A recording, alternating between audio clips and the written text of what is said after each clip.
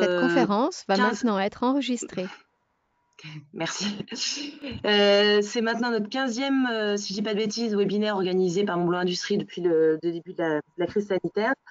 Donc déjà, veuillez excuser Jean-Marc André, hein, qui est pris par ailleurs et qui peut-être qu'il nous rejoindra en cours de route, mais c'est pas dit. Donc aujourd'hui, on est ravis d'accueillir Audrey Arnaud et Mélisse Carcassonne.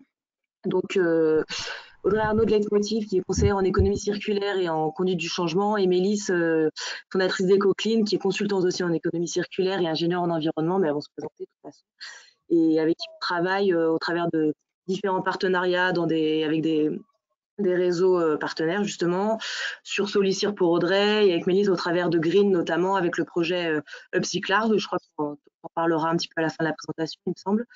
Donc le sujet du jour, comment aller vers des modèles économiques plus vertueux, circulaires, inclusifs et en local, avec des outils spécifiques qui vont être présentés pour déployer ce type de démarche dans vos entreprises avec les collaborateurs. Donc avant de commencer, juste un rapide rappel technique. Déjà, si vous pouvez couper vos micros pour éviter les interférences et laisser les intervenantes parler clairement. S'il y a un problème de bande passante, n'hésitez pas à couper vos caméras.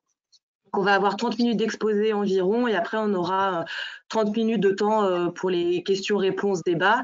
Donc on pourra échanger à ce moment-là. Donc vous pouvez poser vos questions dans le chat. Et nous, on les livrera je les livrerai aux intervenantes. Donc le chat, pour ceux qui ne savent pas, c'est la petite bulle en haut à droite, l'icône entre le petit bonhomme et la moulinette. La petite bulle, vous cliquez dessus et vous pouvez poser vos questions que je livrerai à Mélisse et Audrey. Voilà, du coup, les filles, je vous passe la main et je vous laisse nous présenter votre sujet. Super, merci, merci Justine. Donc, on va commencer effectivement, comme disait Justine, par se présenter. Donc, moi, je suis Audrey Arnaud. C'est le moment où ça ne défile pas. C'est parti. Donc, moi, je suis Audrey Arnaud. Je suis consultante, effectivement, en conduite du changement. Ça fait 12 ans que je fais de la conduite du changement dans tout type d'activité, dans tout type de projet. Ce qui me préoccupe souvent, c'est d'aider les comités de direction à passer peut-être moins de temps sur leur stratégie d'entreprise et plus de temps à la co-construire avec leurs équipes et à la déployer avec leurs équipes. Donc, je fais ça dans tout type d'activité et beaucoup dans l'industrie. J'ai eu l'occasion de travailler chez L'Oréal, PSA, avec le groupe FIV, et puis aussi dans les services, par exemple avec La Poste, chez RTE. Donc, tout type d'activité. Donc ça, c'est mon métier historique, on va dire, et ce qui m'anime, c'est de pouvoir appliquer les méthodologies de conduite du changement à l'économie circulaire, parce que j'ai travaillé aussi dans le développement durable, et je trouve que l'économie circulaire, c'est une approche plus concrète, plus pragmatique pour mettre un pied dans le développement durable. Et donc, voilà, j'applique ces méthodologies de conduite du changement au service d'un changement de modèle plus vertueux, qui est le sujet d'aujourd'hui. En parallèle de ça, je suis co-organisatrice du salon Solucir. Donc, Solucir, c'est les solutions pour l'économie circulaire en Pays de Savoie. Et on avait donc le salon qui devait se tenir les 13 et 14 mai et qui a forcément été impacté par le Covid. Mais on vient de passer d'ailleurs la journée avec Mélisse et les autres organisateurs pour réfléchir à toute cette dynamique d'économie circulaire en Pays de Savoie. Et puis, du fait du Covid, j'ai eu un peu de temps libre et donc j'ai initié Juste après on fait quoi, qui est un mouvement qui fait des lives notamment pour interviewer des personnes inspirantes, des entrepreneurs ou des chefs d'entreprise qui ont qui ont changé leur modèle ou qui sont partis d'une feuille blanche pour aller vers des modèles plus vertueux. Et donc, je vous ai mis le lien vers notre page LinkedIn pour que vous puissiez en découvrir un peu plus si vous le souhaitez. Bonjour à tous, moi je m'appelle Mélisse Carcassonne, j'ai fondé EcoClean il y a maintenant 2 ans et demi et je suis consultante en économie circulaire avec une formation ingénieure en environnement et énergie et j'accompagne à la fois les entreprises individuellement et collectivement sur les territoires de Savoie et Haute-Savoie en impliquant tous les acteurs et en essayant vraiment de mettre en place des solutions concrètes de l'économie circulaire au sein des entreprises. Je fais également des conférences pour sensibiliser sur les sujets à la fois du zéro déchet pour les particuliers et à la fois au sujet de l'économie circulaire plus globalement et pour les entreprises. J'ai également fait un TEDx que vous pouvez retrouver sur YouTube en tapant, j'imagine, zéro déchet. Et je suis également, donc comme Audrey l'a dit, co-organisatrice du salon Solucir sur la partie vraiment de rechercher des exposants et des partenaires pour ce salon. Alors, pour vous introduire le sujet, Ouais.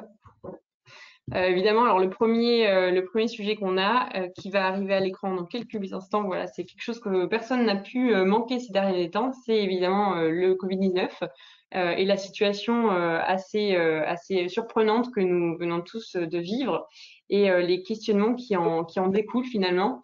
Et le fait que vraiment chacun a pu potentiellement se reposer la question d'un nouveau modèle économique ou en tout cas de se poser des interrogations très globales sur la situation. Et ça fait certainement vos envies ou vos besoins de vous transformer, ou en tout cas d'essayer de transformer l'entreprise dans laquelle vous êtes. Et finalement, un peu la retombée quand tout le monde a recommencé à travailler, où finalement on se rend compte que c'est très très compliqué, c'est difficile de tout changer, ce qu'on appelle le redémarrage. On est finalement confronté aux difficultés que chaque entreprise avait déjà avant et a d'autant plus suite à la crise. Et effectivement aussi au fait qu'on ne peut pas changer tout de suite, qu'on reprend dans notre engrenage avec nos fournisseurs, avec nos clients et avec leurs difficultés à eux aussi. Et finalement, donc le fait de se poser la question, de se dire oui, se transformer, mais effectivement, comment? Et donc concrètement, aujourd'hui, ce qu'on voulait vraiment vous montrer, c'est qu'on est effectivement tous conscients qu'il faut évoluer, mais que c'est une question auquel on veut vous aider vraiment à répondre et grâce à des actions très concrètes. Donc on va essayer vraiment de vous donner des outils, des moyens de faire en sorte que vous puissiez imaginer vous transformer. Alors, pour ça, on a un constat qu'on trouve, nous, inspirant. Le premier constat, c'est que je pense qu'on ne va surprendre personne en disant que on vit sur une planète avec des ressources finies. Donc, en tout cas, le mythe de la croissance infinie avec des ressources finies, on comprend bien que mathématiquement, ça ne passe pas et que donc, il faut repenser notre approche de la gestion des ressources. En tout cas, c'est un des leviers très concrets sur lesquels on peut travailler ensemble en se disant il faut qu'on repense notre approvisionnement. Et on a envie de vous fournir quelques exemples. On ne va pas s'étendre outre mesure. On pourra revenir dessus si vous le souhaitez pendant la phase de questions-réponses. Mais on a l'exemple de Interface, qui est une entreprise qui, en 1994, a décidé d'avoir zéro impact d'ici 2020, donc d'ici cette année, sur l'environnement. Interface, à la base, ils font des dalles de moquettes pour les professionnels. Donc, c'est une industrie à base de pétrole. Et en fait, quand ils ont posé cette mission en 94, ils n'avaient aucune idée de comment ils pourraient atteindre cet objectif ambitieux d'avoir zéro impact environnemental en 2020. Et ils l'ont atteint parce qu'ils ont mobilisé toute l'entreprise autour de cette mission et tous les ingénieurs pour finalement trouver des solutions qui n'existaient pas auparavant. Et donc, par exemple, ils ont été jusqu'à récupérer les filets de pêche aux Philippines et puis ils ont développé ça dans d'autres pays derrière.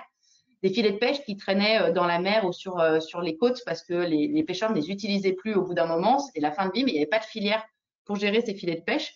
Et ils se sont dit, plutôt que de récupérer, d'aller chercher de la matière vierge, récupérons cette matière, ça crée du revenu pour ces fameux pêcheurs et ça permet de réinjecter la matière dans l'économie, dans leur propre économie et dans le système de fabrication.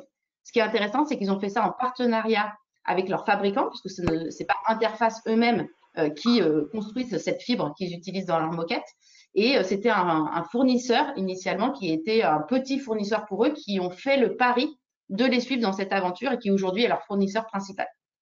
On a l'exemple de Danone, dont vous avez peut-être entendu parler ces derniers jours, avec Emmanuel Faber qui a annoncé 2 milliards d'euros pour transformer Danone en entreprise à mission et avec le fait, par exemple, d'utiliser que du plastique 100% recyclé pour les bouteilles en plastique. Alors, ça pose d'autres débats sur le sujet d'utilisation des bouteilles en plastique. Mais voilà, on voit qu'il y a un mouvement, en tout cas, vers cette logique de comment on fait pour sécuriser les sources d'approvisionnement. La deuxième chose, c'est le made in local. Alors, qu'est-ce que ça veut dire, un fonctionnement plus local? On n'a pas la conviction avec Mélisse de se dire il faut absolument tout ramener au sujet départemental ou national.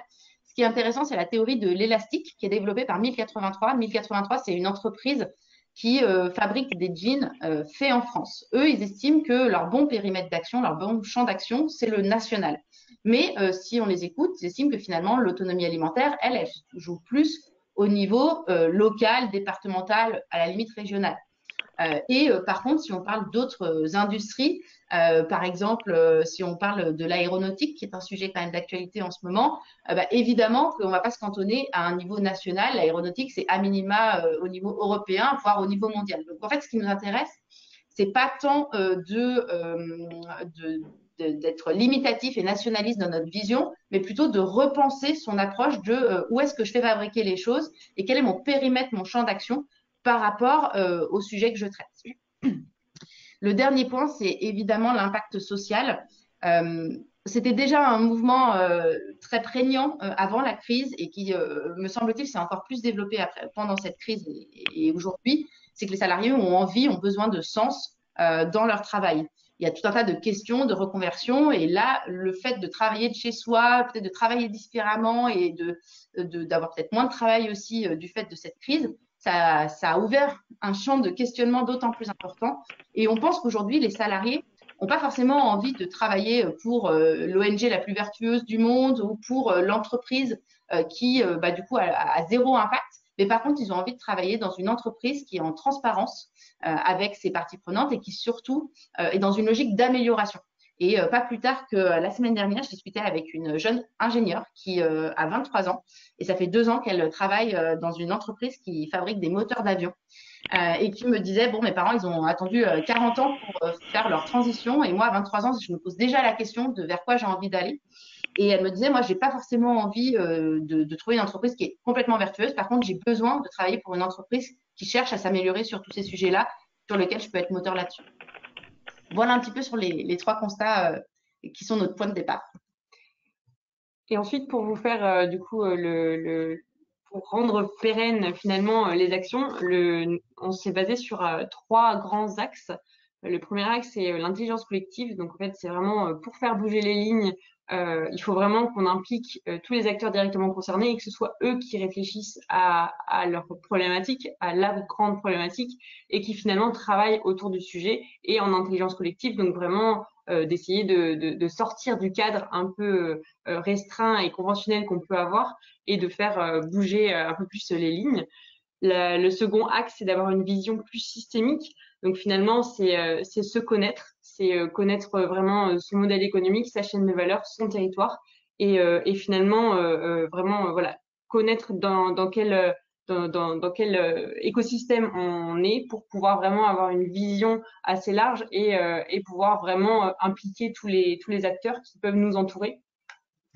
Et justement, le dernier point, c'est de travailler en synergie avec tous ces acteurs, de travailler en collaboration. Donc en plus, on entend vraiment très très souvent ce terme en ce moment sur tous les axes. Donc je pense que là, on est vraiment sur 3 piliers qui nous permettent vraiment de renforcer nos convictions pour vraiment évoluer et faire évoluer tout notre écosystème, tout l'écosystème de chacune des entreprises. En fait, ce qu'il y a, c'est qu'on on peut pas arriver comme experte en vous disant il faut faire ci, ça, ça. Nous, notre conviction, c'est que, en fait, dans votre entreprise, vous avez des compétences qui ont envie de mettre leur énergie, leurs idées, leurs neurones au service de ces sujets-là. Et donc, nous, notre proposition, c'est plus de dire il n'y a pas de recette unique, il y a des recettes sur mesure pour chacun d'entre vous. Et l'idée, c'est plutôt d'organiser, d'orchestrer ce débat d'idées et cette émergence d'idées au sein de votre entreprise et de votre écosystème. Et finalement, c'est vraiment aussi le fait que ce soit de la part des salariés, quand c'est eux qui ont les idées, quand c'est eux qui mettent les actions en place, on se rend vraiment compte aussi que les actions sont d'autant plus pérennes. Et vraiment, on voit émerger même de très bonnes idées et des idées que justement personne ne peut avoir, mis à part ceux qui sont confrontés à la réalité terrain tous les jours. Voilà, c'est l'exemple d'Interface dont on parlait tout à l'heure, qui vraiment, alors ils ont eu 25 ans pour se transformer, mais là ils se donnent une nouvelle mission qui est d'aller vers l'entreprise régénérative. Et là encore, tout est à inventer puisque les solutions n'existent pas. Mais par contre, c'est bien ça qui motive les salariés. Si le sujet vous intéresse, je vous invite à regarder sur Juste Après on fait quoi, parce qu'on a eu la chance de pouvoir les interviewer. Alors concrètement, quels sont ces outils qu'on vous propose de mettre à disposition de votre entreprise? Le premier niveau, c'est de repenser votre stratégie et votre modèle économique avec le business model Canva qu'on va voir juste après. Le deuxième niveau, c'est de repenser plutôt la chaîne de valeur au niveau d'un secteur d'activité. Ça nous semblait intéressant de pouvoir aborder cette thématique, notamment dans le cadre de Montblanc Industrie, puisqu'on sait qu'il y a des secteurs d'activité qui sont représentés et qui en plus, j'imagine, sont en grand questionnement aujourd'hui, tout ce qui est automobile, aéronautique, sur voilà, quel est le devenir, comment est-ce qu'on doit se réinventer pour répondre aux enjeux que seront qu'on va connaître en tant que secteur demain. Donc ça, on a la value chain. Et puis, on a un troisième axe qui est comment entrer dans une économie circulaire locale avec deux axes, Upcyclarve avec MBI et Green, et puis Solucir, donc on vous présentera là aussi, qui est un répertoire de solutions locales. Donc, si je rentre tout de suite dans le détail de revoir son business model, c'est l'outil Circular Canvas. Donc, Circulab, c'est un réseau qui existe depuis 5 ans maintenant, qui est au niveau international, sur lequel il y a plus de 60 membres qui œuvrent pour faire avancer le sujet de l'économie circulaire. Le principe de cet outil, c'est vraiment d'analyser et de poser à plat le business model de votre entreprise. L'objectif, évidemment, l'intérêt, c'est souvent de le faire en mode collaboratif, c'est-à-dire de mettre autour de la table des gens opérationnels, des gens de la logistique, des gens de la maintenance, des gens de la qualité, des gens des finances, qui vont poser sur le papier c'est quoi le business model de votre entreprise. De là, on va chercher à comprendre, OK, une fois qu'on a posé ce business model, quels sont les impacts que vous générez, impacts positifs ou négatifs sur votre écosystème. Et de là, quelles sont les sources de revenus, les sources de coûts que ça peut générer. Ça permet donc de prendre du recul et d'avoir une vision globale sur votre modèle.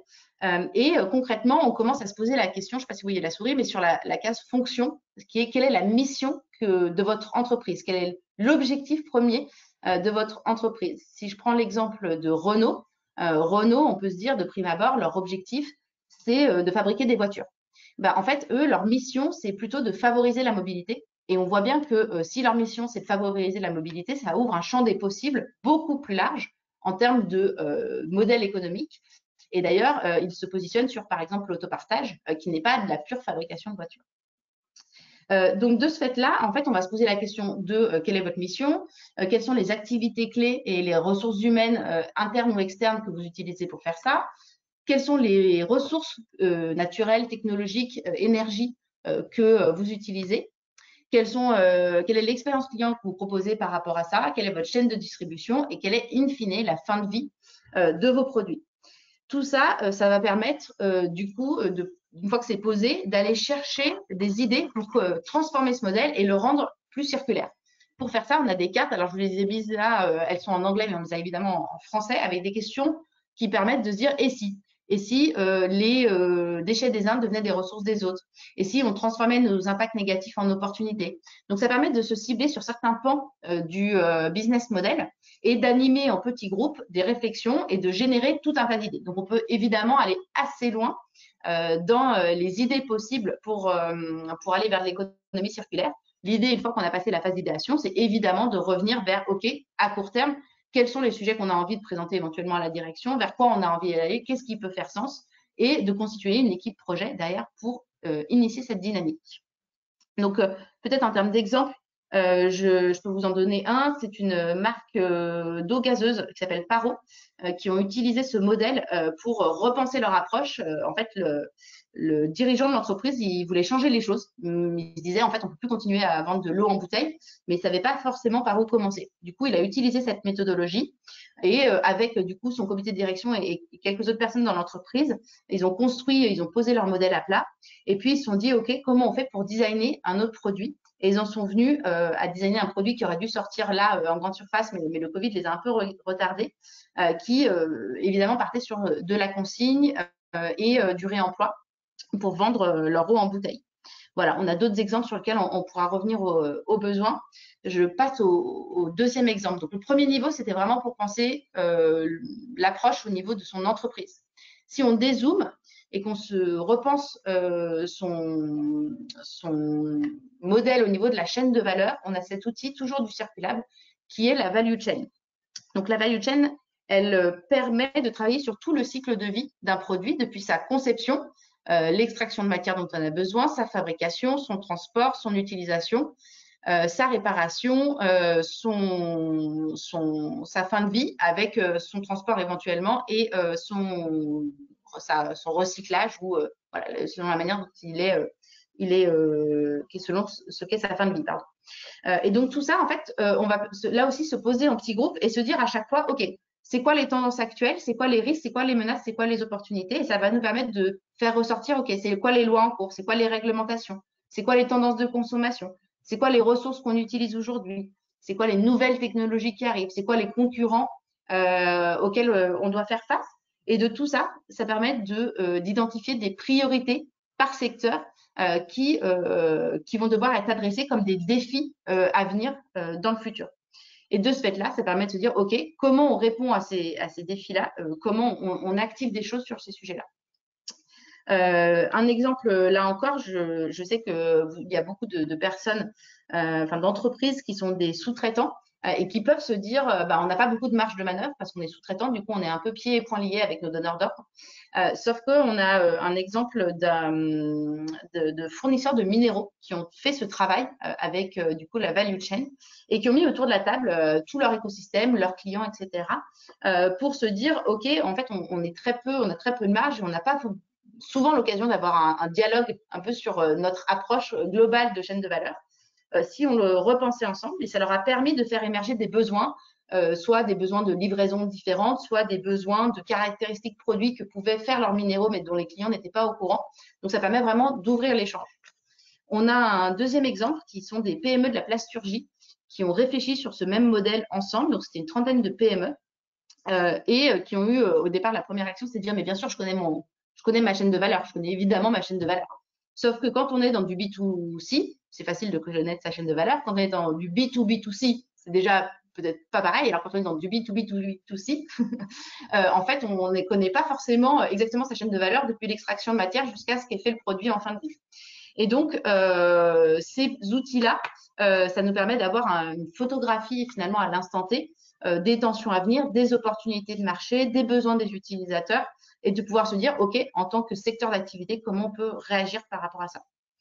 Voilà, donc ça, c'est deux outils qu'on utilise pour faire bouger les lignes et qui nous permettent vraiment de faire du sur-mesure en fonction aussi de vous, vos problématiques, vos sujets, vos besoins. On peut évidemment les dupliquer entre une demi-journée et plusieurs jours selon la dynamique que vous voulez créer, soit au sein de votre activité ou de votre secteur d'activité. Maintenant qu'Audrey vous a parlé de comment en entreprise individuellement vous pouvez changer et comment vous pouvez changer votre filière, moi je vais vous parler de deux sujets un peu plus particuliers, un peu plus locaux et finalement qui se font grâce à de l'interaction entre les entreprises de différents secteurs. Et là où on peut aussi voir qu'il y a il y a vraiment de la plus-value à impliquer dans un même projet des différents secteurs d'activité. Donc le projet Upcyclable qui est porté avec Montblanc Industrie et le réseau Green, dont beaucoup j'ai vu sont adhérents et aussi dont certains d'entre vous font partie de Upcyclable. Donc Upcyclable, pour ceux qui ne connaissent pas, c'est un projet qui a pour vocation de créer des synergies inter-entreprises et de faire en sorte que les déchets des uns deviennent les ressources des autres via une plateforme numérique qui est la plateforme Upcycléa. Et donc là, on est sur le projet avec 10 entreprises pilotes que vous voyez là les logos en images.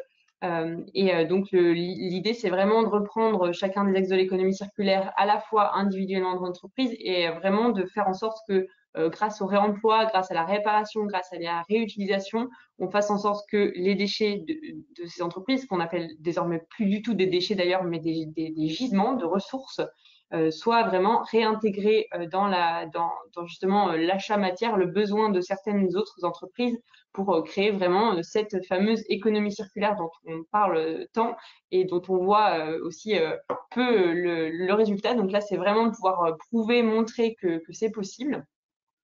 Et par exemple, pour vous donner des premiers exemples de ces synergies qui peuvent avoir lieu, c'est de faire par exemple de créer une filière textile grâce à certains qui ont des déchets, du coup des gisements désormais par exemple le Mountain Store Decathlon qui va avoir des t-shirts en coton, finalement à la fois pouvoir déjà les réemployer pour recréer par exemple des pochons pour l'escalade ou des petites pochettes ou voilà d'autres produits, ou alors vraiment de participer à une nouvelle filière de création de chiffons d'essuyage, par exemple, qui peuvent servir derrière à d'autres entreprises comme plutôt vous, industriels, donc qu'on voit là également. C'est également de reprendre, de se resservir de ressources comme le bois pour en refaire du mobilier, pour en refaire des pellets pour chauffer. Enfin voilà, donc on est en train de réfléchir à tout un écosystème pour pouvoir réintégrer finalement tout ce qui aujourd'hui est considéré comme un déchet et qui en fait n'en est pas. Et pour compléter et être toujours sur le même sujet, Solucir, donc qui est le diminutif de solution de solution circulaire, qui aujourd'hui est représenté par un salon qui devait se tenir effectivement, comme Audrey l'a précisé tout à l'heure, mi-mai, du coup qui sera sans doute reporté. On vous communiquera la date si vous êtes intéressés. Donc qui aujourd'hui par contre est déjà un répertoire de solutions circulaires locales, et donc c'est ces solutions aussi qui vont être intégrées dans la plateforme virtuelle et qui vont elles récupérer ces ressources, pouvoir les transformer ou alors vraiment également pouvoir optimiser, pouvoir mutualiser la collecte, pouvoir récupérer par exemple les biodéchets comme Compost Action, je vois Dahu qui récupère les palettes bois pour en refaire du mobilier, également le réseau ADER que vous connaissez sans doute via Montblanc Industrie, où c'est également du consulting ou des produits vraiment spécifiques pour changer de stratégie d'entreprise, ou encore AFB France qui récupère vos flottes de matériaux informatiques dont vous ne vous servez plus et qui les répare, les remet en fonctionnement et peut les revendre soit à également d'autres entreprises, soit des personnes qui sont parfois en difficulté financière. Et ça permet aussi d'avoir ce côté social et de pouvoir inclure toutes les dimensions dans ces projets. Et également, du coup, donc, comme je disais, le salon qui permet de regrouper pour vous, en tout cas, entreprise, de venir faire une sorte de marché des solutions, donc de venir en fait piocher selon vos besoins, selon vos envies aussi à l'instant T de ce que vous avez décidé de faire, de pouvoir voir quelles solutions vous correspondent. C'est vrai qu'on nous avait dit finalement aujourd'hui le fait de devoir faire une transition dans l'entreprise, le côté changement climatique, etc. Aujourd'hui, il n'y a plus trop de débat sur le fait que ressources finies, planète finie, croissance infinie.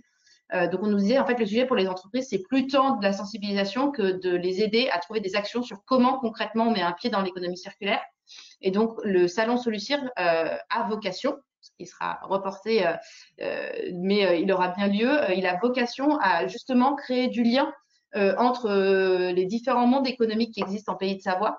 L'idée, c'est de mettre la lumière sur toutes ces initiatives qui existent, qui sont déjà dans l'économie circulaire, pour que ça puisse devenir pour vous des prestataires de services locaux et qui vous permettent déjà d'avoir un pied effectivement dans cette économie. C'est pour ça qu'on parle de répertoire de solutions locales, parce que le salon, c'était un moyen de les faire connaître, mais on a d'autres idées pour enclencher du coup de la collaboration entre vous éventuellement et ces acteurs qui émergent sur le territoire. Et donc pour faire le lien, d'ailleurs, on aimerait avoir votre retour, votre ressenti sur le sujet, puisqu'on a idée de faire un club, on ne sait pas encore comment on va l'appeler, mais une sorte de club de l'économie circulaire, en tout cas en local, pour faire vraiment le lien entre les entreprises, donc de tout secteur d'activité, qui souhaitent du coup changer, de créer le lien avec les startups locales qui portent des projets, ou les startups ou toute structure qui a vocation à mettre en place des solutions de l'économie circulaire, et donc de créer vraiment ce lien entre les deux via notamment par exemple un club assez inspirant où on peut avoir la présentation justement des startups, des grosses entreprises, que ce soit des grands groupes, des PME, des TPE. Voilà, donc c'était aussi savoir vous est-ce que ce genre de club pourrait vous attirer, et du coup qu'est-ce que aussi vous attendez, puisqu'on est également là à la fois pour vous aider à répondre individuellement dans vos actions, mais également voilà, à plus grande échelle et à vos besoins concrets de vous, qu'est-ce que vous avez besoin à l'heure actuelle pour qu'on puisse vous accompagner. L'idée du club, très concrètement, ce serait de passer une demi-journée ou une journée par trimestre, voilà, pour avoir un temps où on se retrouve et où du coup tous les acteurs qui ont envie de faire avancer l'économie circulaire nous, on a nos petites pépites qu'on a déjà dans notre giron, bah voilà, de l'ouvrir à vous, entreprises, pour pouvoir faire ces fameuses connexions et faire avancer ces sujets pour favoriser la collaboration. Donc, concrètement, ce serait ça l'idée. Dans tous les cas, en fait, vous avez, je pense, compris, il y a vraiment le côté comment je travaille la dynamique au niveau, moi, de mon entreprise, c'est le Circuit Rap Canvas. Comment je le travaille au niveau de mon secteur d'activité, c'est la value chain. Comment je le travaille au niveau de mon écosystème, de ma zone géographique, de mon secteur d'activité, ça, c'est du coup Upcyclarve. Et puis, Solucir, évidemment, s'intègre dans le côté collaboratif pour favoriser des solutions qui, du coup, sont émergentes et qui sont en train de trouver leur modèle avec des entreprises qui ont besoin aussi de faire bouger les lignes sur voilà, leur approche, leurs prestataires, leurs fournisseurs. Et du coup, on est à même à répondre à toutes vos questions. Et je crois qu'on a à peu près respecté le temps. C'est ça. Parfait, merci les filles. Oui, c'est le timing nickel. Est-ce que tu veux que j'arrête le partage d'écran peut-être? Non, bon, c'est Ok. pas forcément nécessaire, sauf si tu as un problème de bande passante. Mais Non.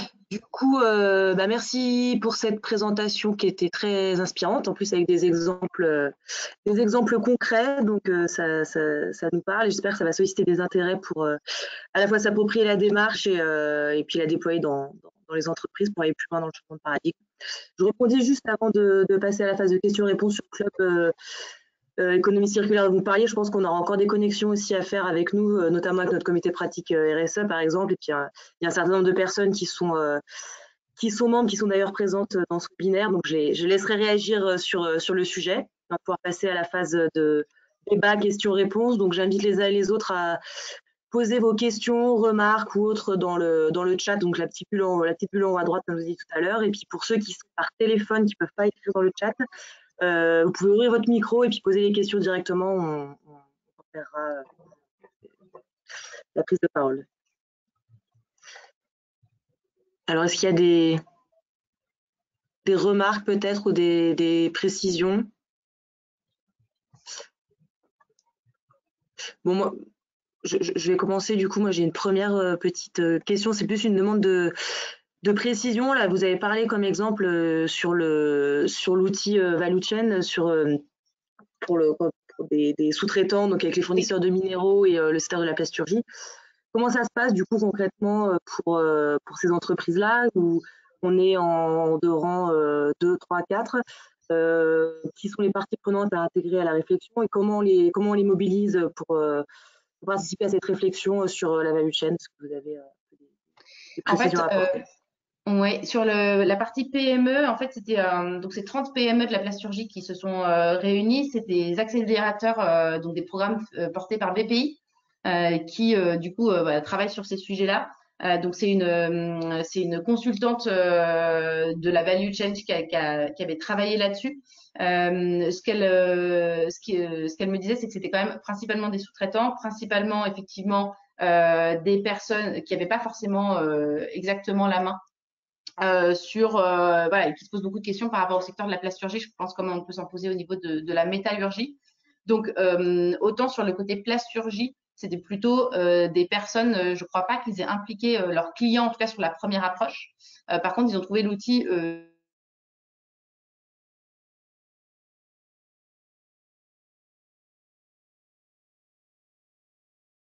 On t'entend plus, Audrey.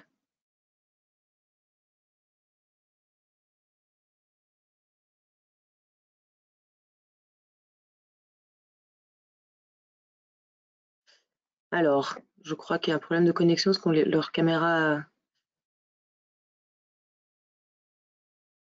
Travaillent dans le BTP, dans l'agroalimentaire, dans la cosmétique. Enfin, donc, ils ont des secteurs d'activité très, très variés.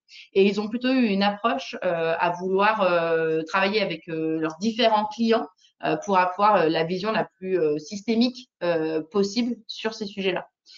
Encore une fois, c'est des outils j'ai envie de dire, on leur fait faire un peu ce qu'on veut derrière. C'est-à-dire qu'en fait, moi, ce que j'aime partir, là, je pousse l'outil, mais moi, ce qui m'intéresse surtout, c'est quelle est la problématique initialement de l'entreprise, quels sont ses sujets, qu'est-ce qu'il veut faire, qu'est-ce qu'il veut mobiliser, et on construit ensemble, voilà, quelle est la bonne approche et quelles sont les bonnes personnes à impliquer. Sachant que après, dans tous les cas, ce qui est sûr, c'est que l'idée, c'est de faire ça en sous-groupe, en petits groupes. L'idée, c'est pas de faire un Circulab Canvas ou une value chain, d'en construire un seul à un groupe de 15-20 personnes. C'est plutôt de faire ça en groupe de 5-8 personnes, quitte à faire plusieurs groupes pour favoriser vraiment l'échange au sein de ces séquences. Vas-y.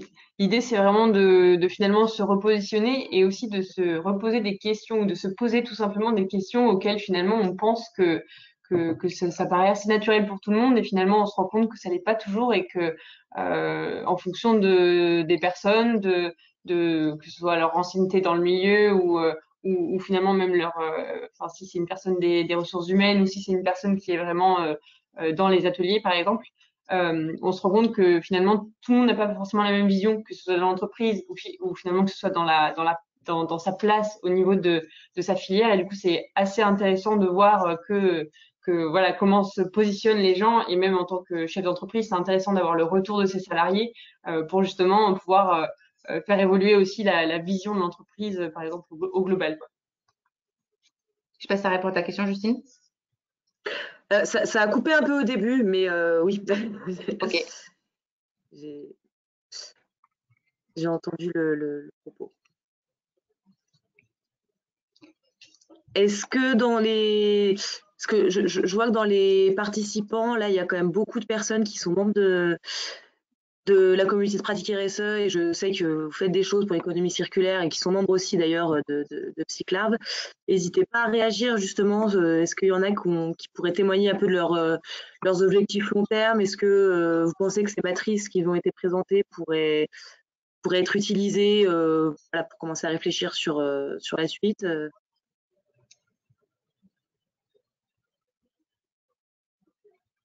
Savoir où vous en êtes vous aussi dans ces sujets-là, c'est quoi vos prochains sujets, vos prochains enjeux, ou si ça n'en est pas du tout parce que l'actualité fait que ça n'en est pas du tout un.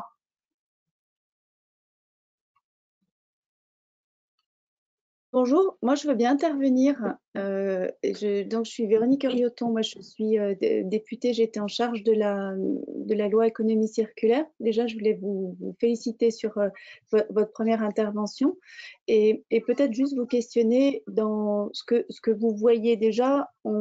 Il y a quand même un risque avec cette reprise, qu'on soit sur une reprise un peu à tout prix économique et que les engagements qui ont déjà été pris, peut-être des clients que vous accompagnez sur une démarche de plus vertueuse sur l'économie circulaire, est-ce que vous pensez qu'il y a des velléités de report un peu des engagements qui ont été pris ou est-ce que vous constatez que c'est plutôt l'opportunité d'accélérer ces questions-là? Voilà. À partir de votre expérience terrain, qu'est-ce que vous avez observé? Alors, je pense que ça dépend vraiment des secteurs. Déjà parce qu'il y a des secteurs qui n'ont pas du tout coupé et au contraire, quand on accompagne par exemple des grandes et moyennes surfaces, bon, effectivement le sujet est plus forcément d'actualité, mais c'est pas parce qu'ils ont arrêté leur activité, c'est parce qu'ils sont sur d'autres sujets. Et après, il y en a, enfin, finalement, parfois c'est assez étonnant. Alors, il y a vraiment tout, hein, parce que je pense qu'aussi en fonction de comment était l'entreprise avant la crise, vers quoi est-ce que le chef d'entreprise veut évoluer, par exemple. Mais il y en a qui finalement gardent vraiment ce sujet-là sur la table et se disent même au contraire, c'est un sujet qui reste vraiment hyper important et auquel on veut donner priorité parce qu'on voit vraiment tout l'enjeu qu'il peut y avoir derrière. Et d'autres qui se disent, alors c'est peut-être plus des questions de budget, c'est peut-être plus des questions de priorité. D'autres qui se disent justement on va les faire, on sait, mais on les met peut-être plus en second plan. Mais il y a personne qui a dit on arrête totalement, enfin ça nous sort totalement de la tête ces sujets-là, quoi. Et puis moi, à travers le mouvement Juste Après, on fait quoi, on a aussi reporté que on pense, enfin, on a beaucoup parlé pendant cette crise. Au début du fait qu'il y avait une vraie volonté de changement de modèle et on l'a vraiment vu sur les réseaux sociaux, tout le monde qui appelait, voilà, ça y est, nouveau modèle, etc. Moi, j'avais ma petite alerte de côté conduite du changement qui me faisait dire, bah non, on va redémarrer plutôt sur du business as usual et on peut en vouloir à personne parce que déjà, on a vécu un truc de fou qu'on n'a jamais imaginé vivre. Et en plus, on va pas redémarrer en se disant, alors tiens, je vais repenser ma chaîne de valeur, je vais repenser mes fournisseurs, je vais repenser mes clients au redémarrage. Non, c'est sûr qu'on redémarre sur ce qu'on sait faire. C'est évident, c'est logique. Donc ça, c'est sûr. Par contre, ce qui a été rapporté, c'est qu'il y a quand même des choses sur lesquelles il y a des graines qui ont été plantées et on imagine qu'elles vont germer peut-être dans les mois ou dans les années à venir. Et donc, c'est ce sur quoi on veut parier aujourd'hui.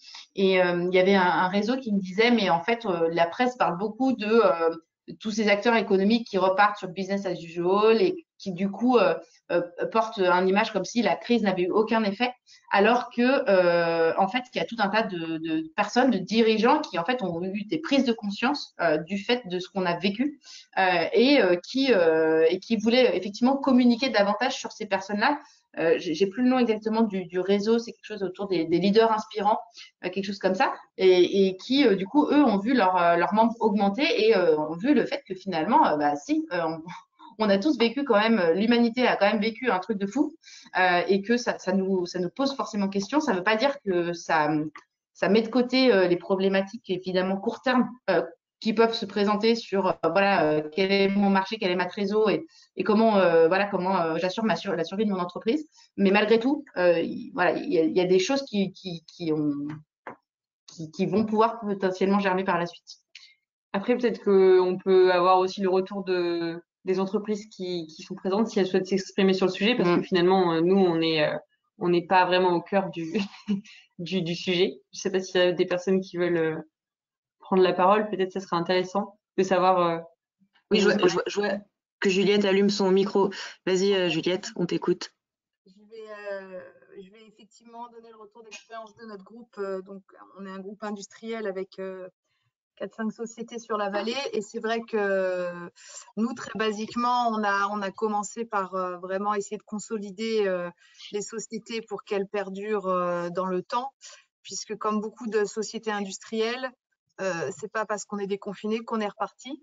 On est impacté lourdement et sur du long terme par ce qui s'est passé, puisque nos principaux donneurs d'ordre, c'est l'aéronautique, l'automobile. Alors, on a d'autres secteurs comme l'horlogerie ou le médical qui nous sauvent un peu, mais voilà, on est quand même sur une activité partielle qui va continuer. Donc, bon, nous, on était vraiment au tout début de l'engagement. C'est pour ça que je continue de suivre, par exemple, ce webinaire. Il n'y avait rien de très concret qui était mis en place. Comme l'une de vous disait, il y avait des petites graines qui étaient en train d'être plantées. Mais ça ne va pas accélérer la pousse. Je vais continuer de rester en veille, de transmettre aux membres du comité de direction tous ces arguments que j'entends, en espérant qu'un jour le moment sera venu. Mais là, clairement, c'est sûr qu'on est sur pause là-dessus. Voilà, j'aurais bien aimé vous dire non, on a eu vraiment une prise de conscience, mais bon. On est resté pragmatique et terre à terre en disant on va déjà sauver, elle n'était pas en péril, mais disons bien installer l'entreprise dans la durée. Et ensuite, effectivement, on reviendra sur ces nouveaux modèles qu'il faut mettre en place. Mais bon, il faut dire que pendant les comités de direction qu'on avait par Teams au début de la crise, là, les réunions de crise, il y a quand même des voix qui se sont élevées en disant mais pourquoi on ne repenserait pas un petit peu notre modèle, pourquoi on ne mettrait pas plus de RSE dans notre chaîne de valeur, etc. Donc, il y a quand même une prise de conscience qui est là, mais on est un petit peu rattrapé par le principe de réalité. Donc, voilà ce que je pouvais dire sur ce qui se passe chez nous. Merci pour ce témoignage, c'est intéressant. Est-ce qu'il y en a d'autres qui voudraient prendre la parole?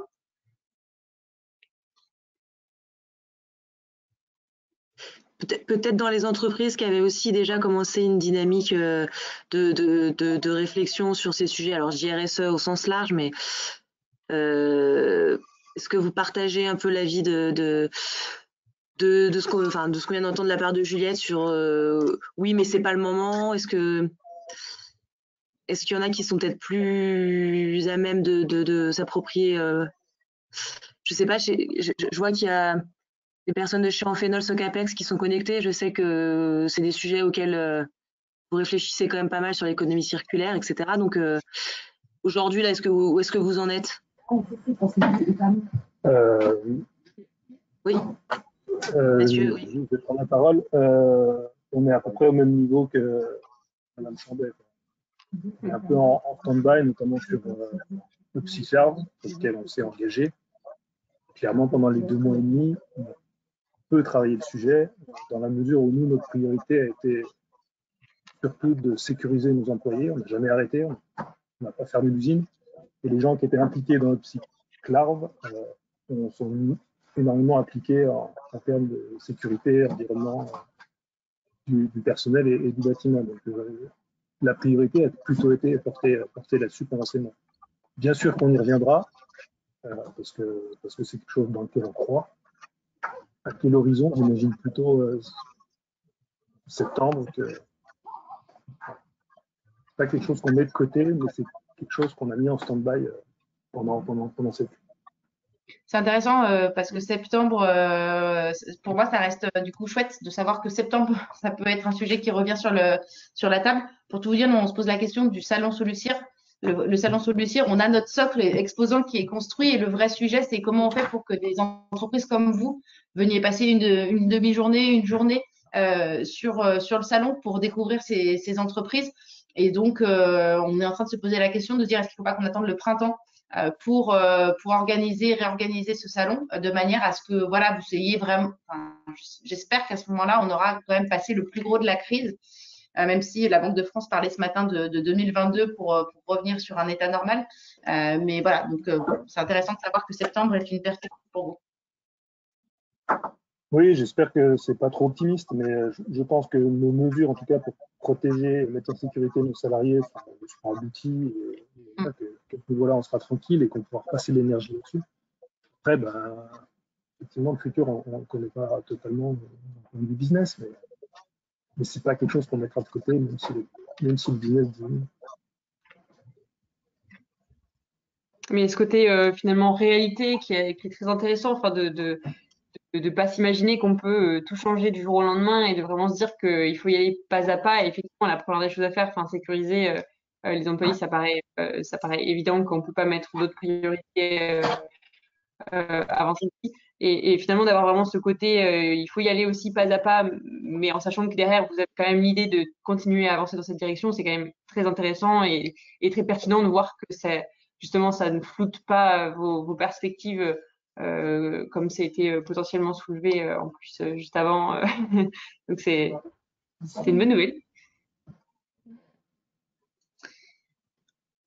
Peut-être, moi, je serais assez preneuse de votre retour pour ceux qui ont vu les différents outils ou les différentes approches, de savoir si c'est quelque chose qui vous parle ou c'est un besoin que vous pourriez avoir dans l'entreprise ou pas forcément.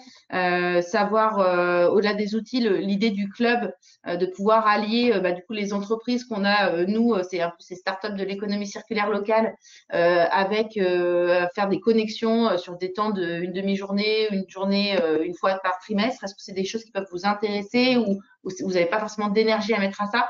Ce qui nous intéresse, c'est pas tant que vous nous disiez oui dans l'absolu, mais plus voilà, que vous puissiez nous dire vraiment quels sont vos besoins pour que nous, on puisse construire quelque chose d'adapté en fonction. Vous êtes, du coup, c'était suite à cette journée, donc vous êtes nos premiers qu'on va tester sur ces sujets-là. Mais du coup, si vous avez un avis, on est très preneuse de votre retour. Du coup, je reprends la parole. Je pense qu'on est. Enfin, moi, j'ai besoin de choses très pratico-pratiques. Comme bon, là, vous avez montré les grands principes, ce qui est très bien. Vous avez donné quelques outils. Quelques outils qui sont néanmoins à déployer au niveau par petits groupes. Mais donc, il faut que toute l'entreprise pilotée par le comité de direction aille sur cette voie. Donc, ça demande un petit peu d'énergie qui, pour l'instant, comme l'a dit l'interlocuteur avant, on est un petit peu, voilà, notre énergie, elle est un petit peu déployée ailleurs. Ça va se faire. Mais en attendant, moi, je crois peut-être aux petits pas, des choses voilà, très, très pratiques, peut-être chacun dans son coin. Moi, je suis un petit peu toute seule là pour m'occuper de ce sujet sur le groupe, mais je pense que c'est en montrant qu'il y a des choses simples qui peuvent être faites facilement qu'on peut embarquer tout le monde. Donc, je serai dans l'attente de quelque chose de ce type. Des petits pas très pratiques qu'on peut installer sans monter tout un groupe de travail, sans demander à des gens de se réunir, même si c'est une fois par semaine, enfin une fois par mois, Mais peut-être commencer les bonnes énergies qui veulent travailler. Moi, pour le moment, je suis toute seule. Je suis sûre que j'arriverai à fédérer d'autres personnes. Mais si je peux montrer effectivement qu'il peut y avoir des choses faciles à mettre en place, ça serait un premier pas intéressant. Ça marche. Merci beaucoup, Juliette. Est-ce qu'il y en a d'autres qui veulent nous donner un retour?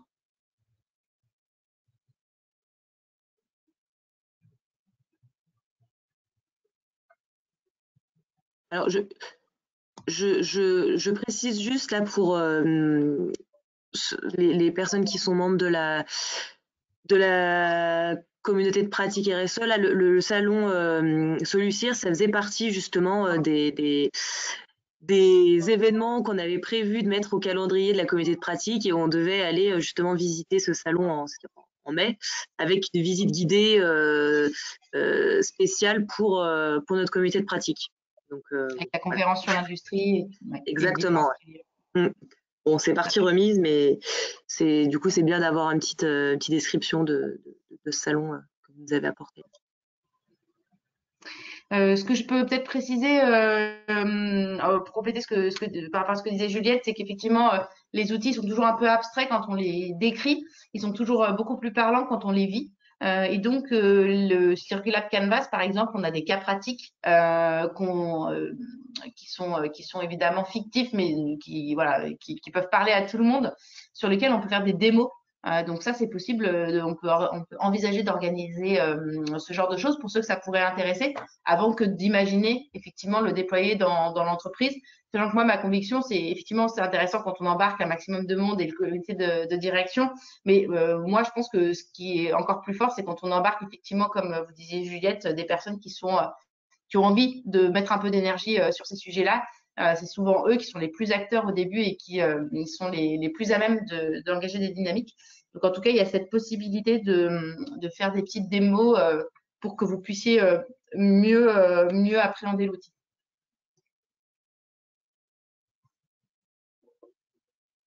Puis après, nous, peut-être pour compléter, pour continuer là-dedans, on est vraiment justement preneur de vous, de vos besoins. Enfin, justement, ce que disait Juliette, c'est très intéressant d'avoir des petits pas très concrets qui demandent peu d'énergie et qui impliquent uniquement les personnes qui sont motivées. Voilà, c'est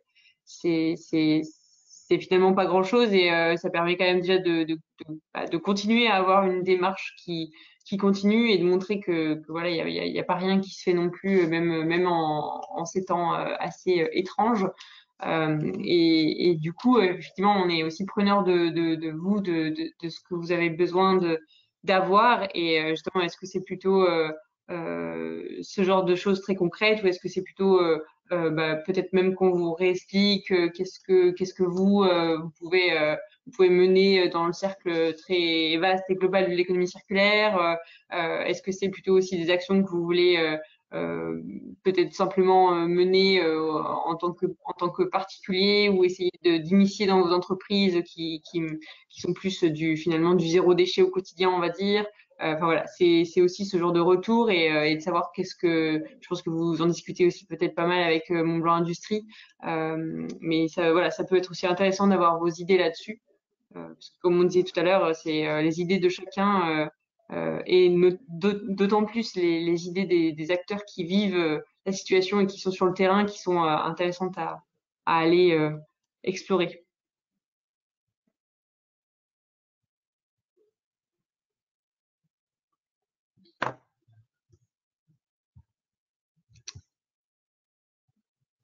Justine, je ne sais pas du coup s'il y avait… S'il n'y a pas d'autres remarques ou questions, peut-être que vous pouvez marquer pour la démarche, ou questions ou demandes de précision par la suite. Donc ça, faudra pas hésiter. Et je pense qu'il y a peut-être aussi ce qu'on retient, c'est que le moment est peut-être un peu trop court pour l'instant par rapport à la crise sanitaire, mais pour moi, septembre, ça me paraît… On a entendu septembre tout à l'heure, je crois que c'est Mathieu qui disait ça. C'est septembre, c'est demain, quoi. Enfin, donc, je pense qu'il faut qu'on garde en tête ces éléments-là, et que ça, de toute façon, petit bonhomme de chemin dans les entreprises, et que chacun s'approprie un peu le sujet.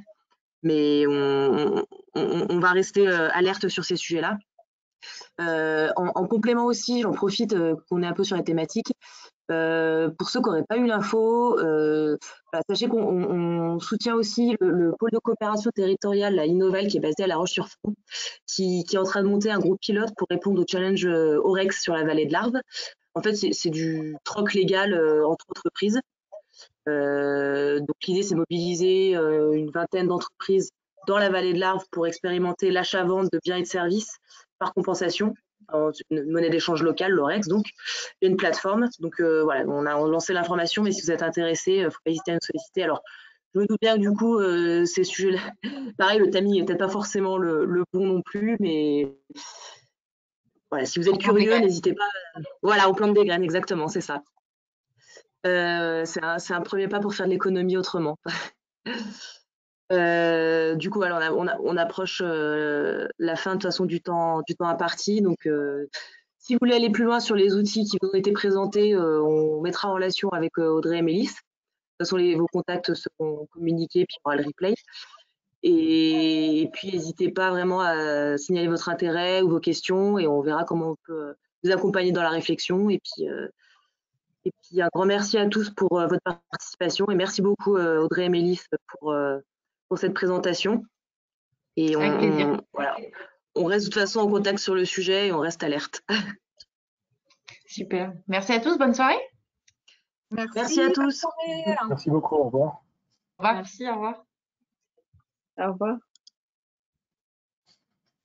Au revoir à tous. Au revoir, bonne soirée.